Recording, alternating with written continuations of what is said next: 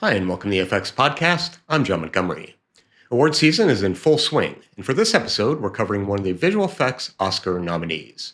Our guest is Lost Bus lead VFX supervisor Charlie Noble, who joins Mike to unpack the extraordinary work behind some of the most intense fire sequences put on screen.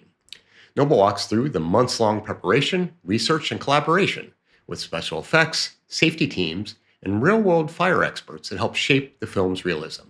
They also talk about the use of storyboarding, Unreal-based Previz, and real reference footage to plan the shoot.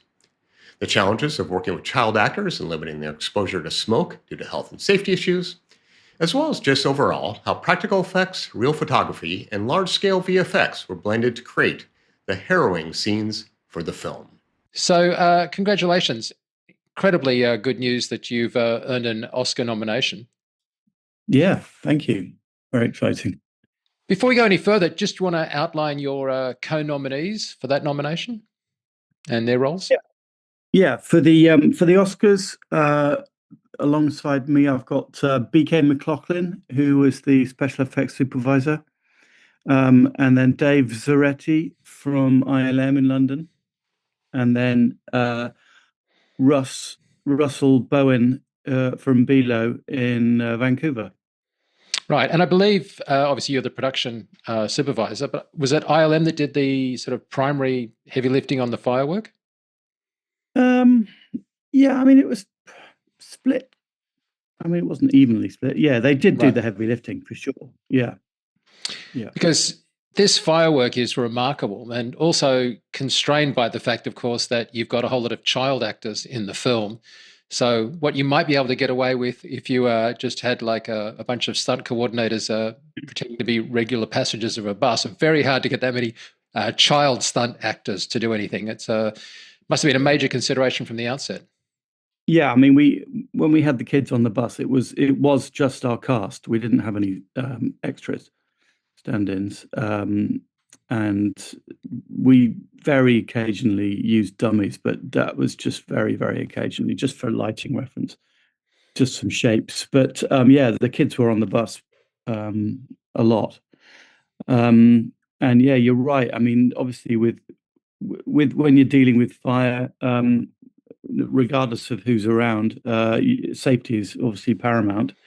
And then when you obviously have kids involved as well, it's increasingly more important. But so yeah, we did have. I mean, we Matthew, when it came to, and then obviously smoke as well. We've got a lot of the movie takes place in very thick smoke, and we did have some smoke on set. BK gave us as much smoke as he could, and the conditions allowed, but it was always water-based smoke, so not really, a perfect vegetative fire smoke. And obviously we're at the mercy of the wind conditions on the nights of shooting. So sometimes it was great, sometimes it disappeared within 5 minutes, was the wind blew it off. But so yeah, and then obviously the kids' time in that smoke was very limited, even though they were always in the bus, and the bus had BK rigged up some positive pressure inside the bus, so it was pumping in clean air. So there was no smoke getting in, even if it was just water-based smoke. Nothing was getting in. But even then, time that the kids could spend around that was limited, 20 minutes a day. So, we didn't. So that was 20 minutes with the smoke, or how long? 20 minutes. Right. Because, I mean, I imagine from a VFX point of view, you'd want to get everything incredibly well set up, both in terms of special effects and visual effects, because you've got limited amount of time that the children can be on set, in addition to how much time they could be in smoke. Absolutely, yeah. So we'd spent, as we got into the fire, as the fire's approaching and the sky's getting darker, and we start to have spot fires around us, we spent the most. So we would probably start shooting pre-dusk, just before dusk, and then we'd shoot into dusk. That's our main shooting time, so which is obviously always limited, and then we go into night to carry on. So when we're in dusk, we're adding lots of smoke and all the rest of it. And then once we get into night, we're having to add back in more of the sort of Martian orange glow sky, replacing the dark black night sky with that, and adding holes in it so you can still see through to daylight sometimes. That was the way that we operated that with the kids. So we probably spent all afternoon rehearsing, and then when it came to the scramble, then the sunset scramble, we were ready to go, and everyone knew what we were doing, because some of these, when we're driving around the back lot, Matthew and America drove that bus around the back lot all the time. There was no stunt driving around the back lot. Now, is with this the backlot in where? New Mexico? Because in Santa Fe, New Mexico, yeah. So that was in the middle of pretty much in the middle of the town. I mean, Right. there's habitation all around us. So obviously, again, we had to be extremely careful with what we were doing, and how much smoke we were pumping out. I mean, we pumped out a lot, but in terms of any fires that we had, they all had to be propane. We couldn't burn any vegetation that would risk sending up any embers. And how close do you think that propane fire looked to the fire that you actually wanted, or you and the director wanted? Well, the thing about the fires on the day of the fire, that they had really, really strong winds gusting up to 50 miles an hour. So the look of that is obviously quite distinctive. When you're burning wood, burning trees with 50-mile-an-hour winds, there's a very distinctive look. When you blow, BK built quite a few metal trees rigged with propane that he could ignite, but you can't really blow that with 50-mile-an-hour winds because it goes out. So we had as much flame as we could, and as much propane flame around that would give us great interactive lighting. And it also sort of instilled a natural caution around the set. So, cast when they're interacting near those flames, your body language is correct. It's true. You're treating it with the utmost respect. But you're not getting any of the participant, like the particles and the kind of like ash and the. No. So there's like that big jump, isn't there, between we think of the fire as being the flames, but in fact, the fire's non-flame aspects are just as big a character in the film. Absolutely, yeah. I mean, the embers were, a big feature of the fire as it raced ahead. From where it started, it was jumping miles just because embers were being sent miles ahead of it.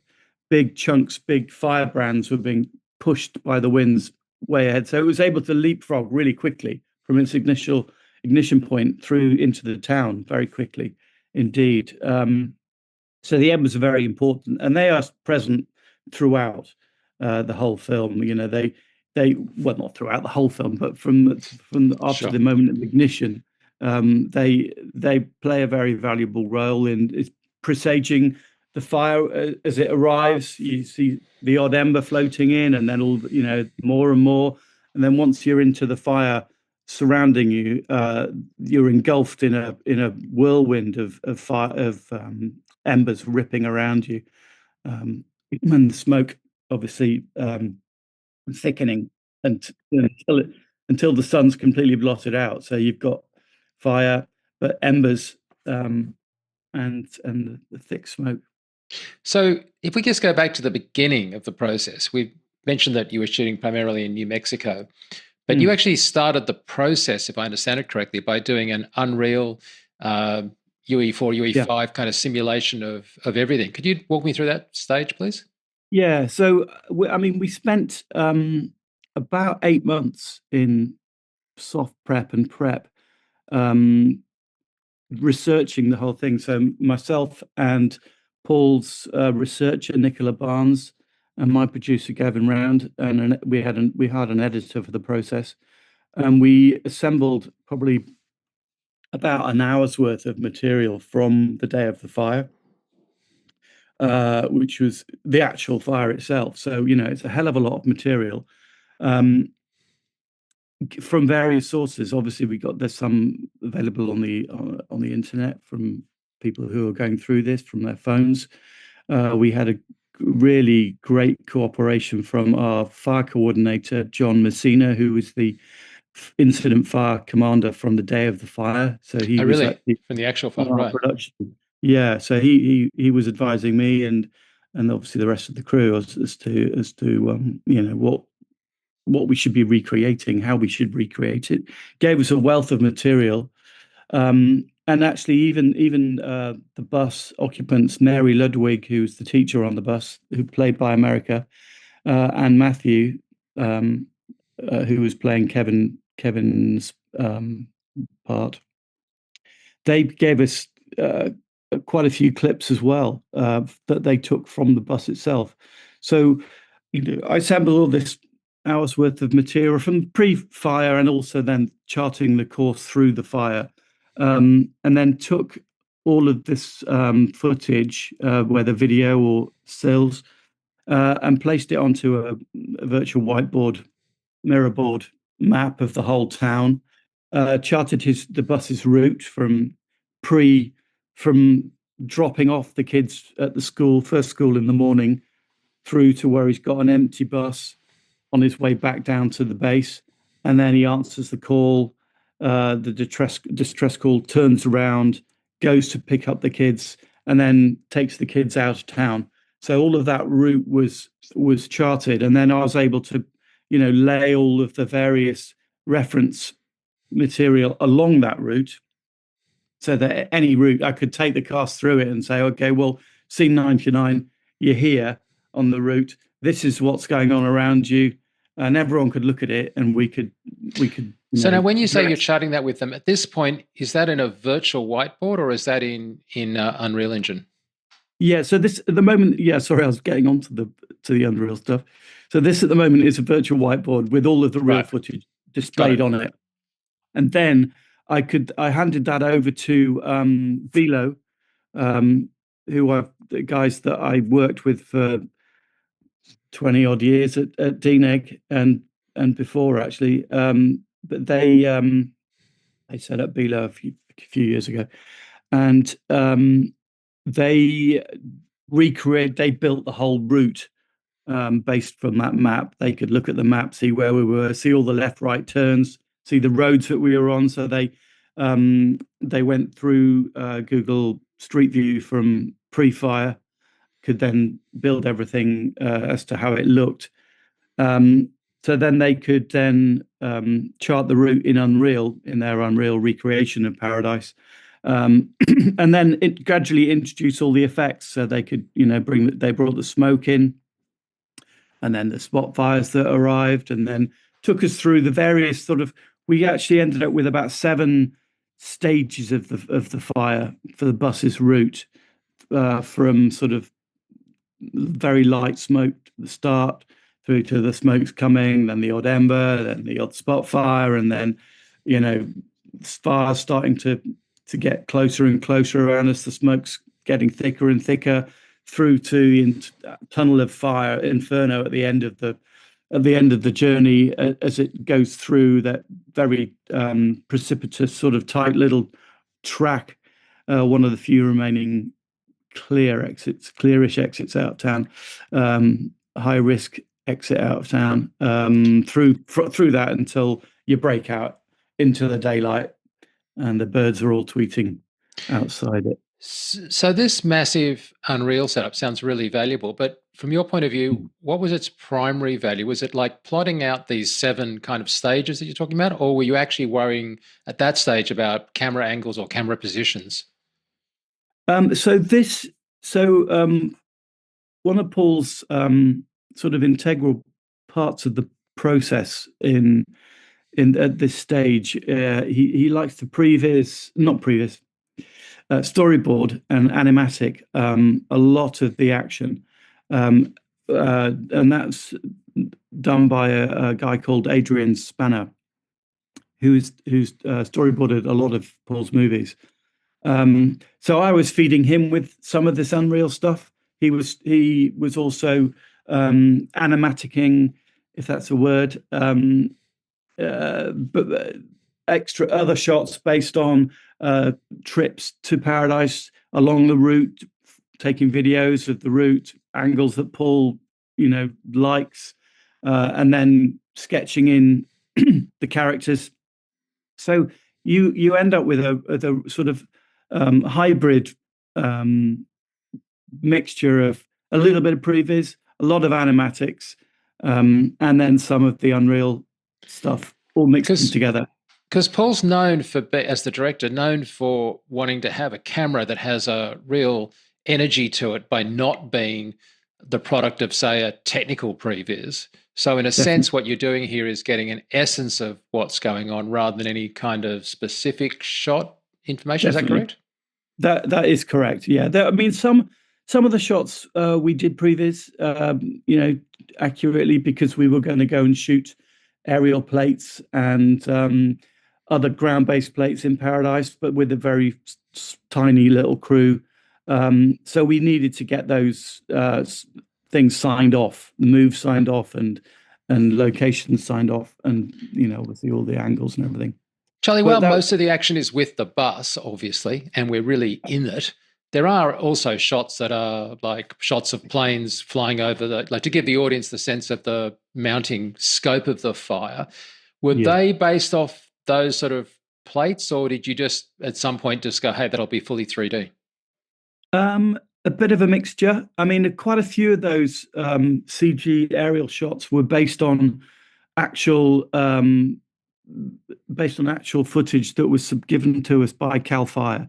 So they had some footage from either from the ground, watching planes doing drops, or air-to-air stuff, where they had sort of GoPros fixed on their planes as they're doing the drops, and we just recreated that. So because obviously some of these, that was coming from multiple different fires, and some of the terrain looked totally different to what our terrain was going to be. So we would take the animation from those shots, the camera placements, and any other air-to-air camera animation, and we would replace the ground with our stuff. But we'd take as much as we could out of the reality. So you end up with very real-looking shots, because you're it's upsettingly real, in a good way. Yeah. Hey, so how easy was it to make New Mexico look like paradise? Well, pre-fire, we went down to a town called Ruidoso, which is sort of in southern New Mexico, which was a pretty good match in terms of the tree types, and just the sense of a little town nestled in the hills, surrounded by trees. It was a pretty good. It had a very good feel about it, a very similar feel about it. I mean, sadly, about a month after we left, that also suffered a horrendous fire where a lot of the trees got burnt down around Ruidoso. It's so tragic, really. But yeah, that stood in for us for some of the earlier pre-fire shots of Kevin dropping kids off, picking kids up, driving around the town, just establishing the life and the people, and how sort of nestled into the trees this whole little town is still. Okay, so if we jump now to the sort of hardcore VFX stuff, where we're tied in close to the bus, and clearly you had to be VFX because there are an enormous amount of flames basically licking the bus from almost every angle. Yeah. I'm wondering, I think you ended up with a blue screen solution. Did you look at a LED volume, or did that not appeal? Like, what was the thinking? We did. So, I mean, there's two parts to that answer, I think. The first part is the bus careering down this little track at the end of the movie through all the tunnel of flames, when the flames are really licking around the bus as it drives down. So second unit and stunts did drive a bus down. We found a little track outside of Santa Fe, and they did drive this bus down this track at speed, and we lined that little track with as many propane flames and flame effect lights as we could. Obviously, we dress a section shoot it, and then move all the kit further on down the track. So they did. We did drive the bus down there. With See, I the thought kids. that you wouldn't do that because I couldn't imagine you'd get the overcast, smoke covered. Like there's no. It seems like night, right? In fact, that's a plot point, right? It kind of comes back into the light, and so I'm thinking if you build something outside with a whole lot of flames, you're still going to get massive light. Or did you shoot it after sundown? Or I mean, how did you avoid that kind of? Yeah, so that stuff at the end, because the smoke is so thick, it is pretty much effectively night. It's so thick inside that smoke column. Obviously, we're putting pockets of little holes in the smoke, just to remind us that it's not nighttime. But yeah, we shot it at night, and put as much flame effect and propane flames as we could as the bus drove down. But then obviously, inevitably, we wanted to get slightly different angles sometimes, and we had to surround the bus with a lot more flame lighting that we could achieve on the nights. But we ended up with a real sequence that we could cut together, editorial could cut together to show the bus driving down this track. But then we then ended up sort of just taking as much reality from it as possible. So all the bus animation, the camera positions that Paul wanted, as much of the reality as we could. But then inevitably we're having to replace it with a CG bus to reflect the environment that is now totally on fire, not just the odd propane flame bar. So they end up, some of those exterior shots end up being entirely CG. But again, always based on real photography. And then you're talking about the blue screen and the LED. Yeah. So that the second part answer to the question is, so America and Matthew sort of drove our bus around the back lot for a number of nights where we were able to create massive traffic jams, put flame burning structures alongside our route, which were made of stuff that was not going to go up in flames. It was repeatable, so and safe burning stuff.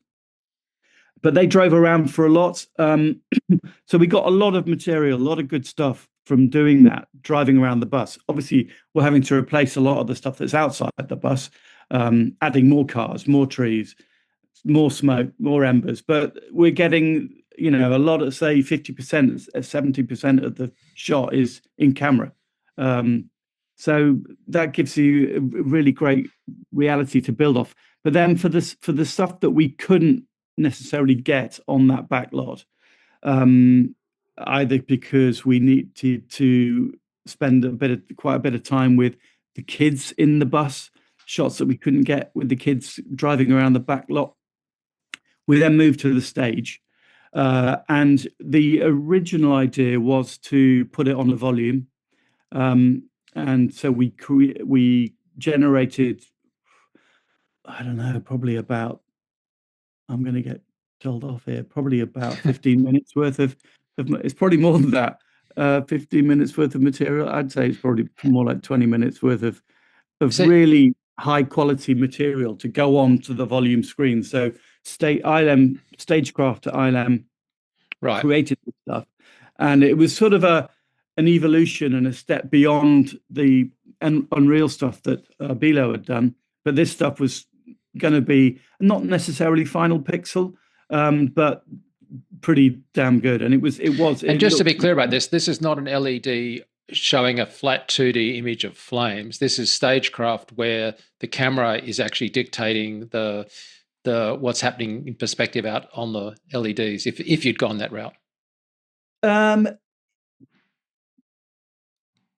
I'm going to say it was just going to be a 2D solution. Yeah. And what we were going to do, actually, we were going to have a little blue patch projected from the camera frustum, so that wherever the camera looked, it was going to be blue.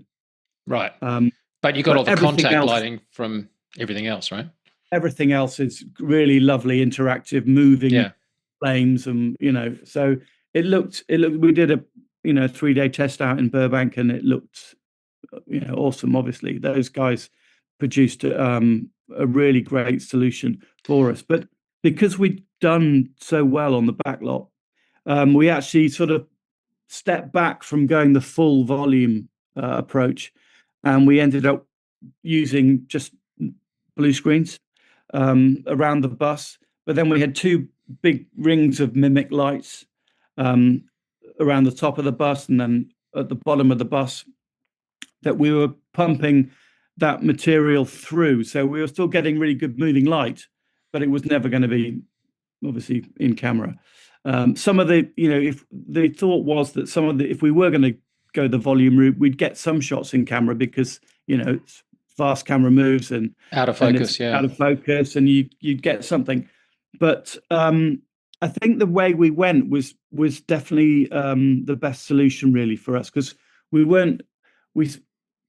didn't have a vast amount to get. I mean, we still got a lot of material on the blue screen stage, but we got good mileage out of it, and we basically had the two rings of mimic lights playing the footage, the material back, and then we had big propane bars on dolly tracks running either side of the bus. So we had grips pushing these flames up and down so that the light was traveling, and it's flames. You got to love grips, haven't you? I mean, those guys are just like, and their ability to repeat or something is just spectacular. Like absolutely, and they've got a bit warm, I would imagine. Running all day pushing flame bars down the side of a bus. I imagine they would. Did you have some kind of gimbal or mechanism on the bus? Because clearly, while it's pretty big, it's still going to tilt and rock a bit. Yeah. So when second year, whenever they went out with the bus, we recorded. We had GoPros on the bus showing the people inside how the passengers were being jostled around. We were analysing what the bus was going over. So each road that we were going over obviously had different quality to it. And then BK carefully sort of he mounted the bus on hydraulic actuators and just tuned those to match each of the roads that we were going down. So we could look at a bit of the material that we'd filmed on the GoPros, reference material, and then he could fire up his hydraulic rig, and we'd just tune it to go, okay, that looks good, that's matching, that's what we're going to use for this scene, and then we gradually ramp it up as we went along. So I mean, that worked really well actually. What was the format that the guys were filming on? We had Alexa 35s, I think. We had multiple formats, but that was primarily the one, just because we had a couple of RAG cameras that second units used. Because I was thinking about the low light issues, because there are some really low light scenes. Yeah, exactly. And the Alexas handled it really well, and they handled the flames. The reproduction of the flames was. Yeah, there's a huge contrast ratio there, isn't it, between like a virtually night, as of course of the smoke, and then these bright. Yeah, and you don't want those flares to be lost, because they read so much better when you've got sort of character to the flame. Yeah. Hey, so occasionally, I mean, we had. We'd shot all of the pre-fire stuff in Ruidoso, sort of standard 35mm Alexa open gate, well, not open gate, but whatever we shot it at, 16:9, I think. And then when we got into the fire stuff, we switched to Super 16 lenses. Okay. Obviously, you're using a much smaller area of the chip, a quarter, but their lenses are much lighter. So when you've got cameramen on the bus, it's much less restrictive and safer, I guess. If you drop a camera on someone, it's going to hurt, whatever. But I think the difference between a big, heavy Was the audio all going to be re-recorded later, or were you trying to get actual audio in any of these scenes? Or I don't think we did any ADR. Right. Okay. Which is incredible. I mean, Yeah. there were some scenes where I was, when early on in pre-fire, we always had to hit the cast with wind machines throughout. But when we're cameras outside, and you've got the cast running around, you're having to, you want to hit them with as much wind as you can because it's super windy conditions. And there were times when I was going, Paul was going, no, turn the fans off. It's too loud, it's too noisy. Can't hear myself think. And I was going, oh, please leave them on. Please leave them on. Well, so the reason I asked that is, like, I was wondering whether because the audio guys do an amazing job, right? But nevertheless, they're going to get in shots sometimes because for them to work, if they're not, actually lapel micing, they're going to be visible. Or even if they are, you've got to remove mics and mic packs. Did you have much kind of cleanup work, or was surprisingly, not. I mean, yes, we did. Obviously, there's because just the nature of the filmmaking. We've got multiple cameras running around. Paul would play almost like a play. You'd play the whole scene, and you've got cameras all over the place, running around, moving around, all obviously doing their own thing. So they're not really necessarily too bothered about seeing anybody else. But it was, I mean, having said that, it wasn't terrible. But there were quite a few scenes where we had to paint other cameras out. That's just the nature of the beast. You get such amazingly, real. Well, he's known for that visceral kind of high energy, and that gives it an authenticity, I think, which just helps your visuals because it does. You believe it. It really does. Yeah. I think sometimes if you pay too much attention to me bleating about I don't know this, you can just sort of kill the vibe and make everything a bit too constrained and so I think it's obviously important. I've had to bite my tongue quite a few times, but that's just the way it is. I'm kind of used to that now. Charlie, we're talking to you now after the nominations have come out, and obviously we wish you all the best for the actual awards. But can I just go back to the bake-off? Because obviously to get to this point, you had to go through the bake-off. How did you find that experience, and how did you sort of feel that your chances were for a nomination at this level? I'd never really think about it too much, to be honest. I mean, I know it's easy to say that, but you just put your best foot forward. I really enjoy that whole process because it's just, you see a lot of old friends at the Bake Off, people you haven't seen for a while, and it's just a really great get together.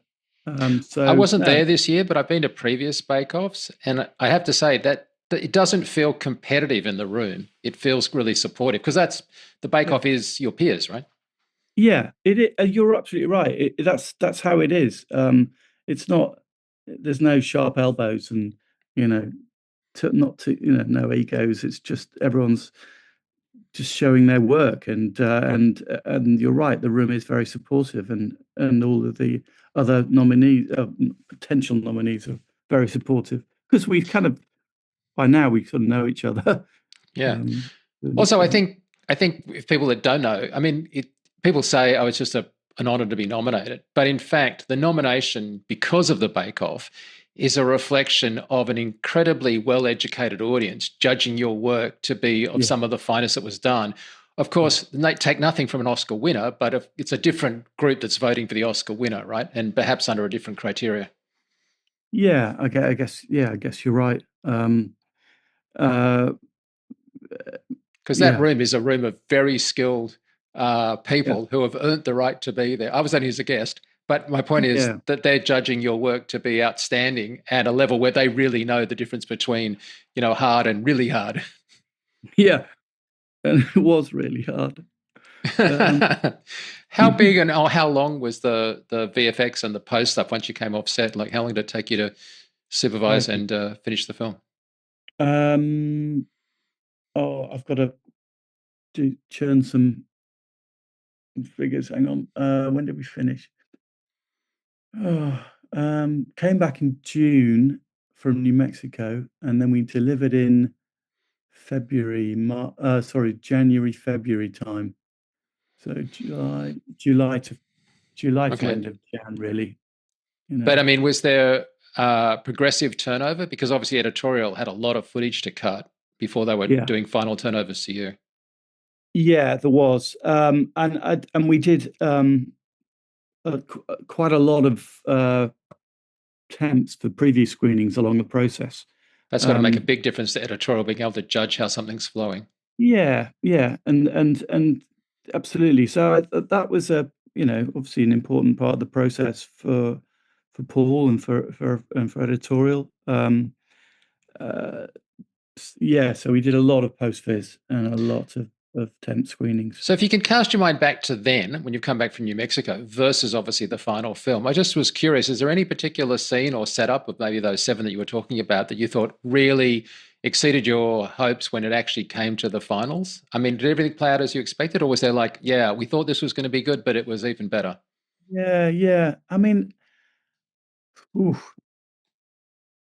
I remember reading the script and it read amazingly well. And then I thought, oh, that was a good script. I really enjoyed that. And then I thought, okay, I better just read it again with my VFX hat on.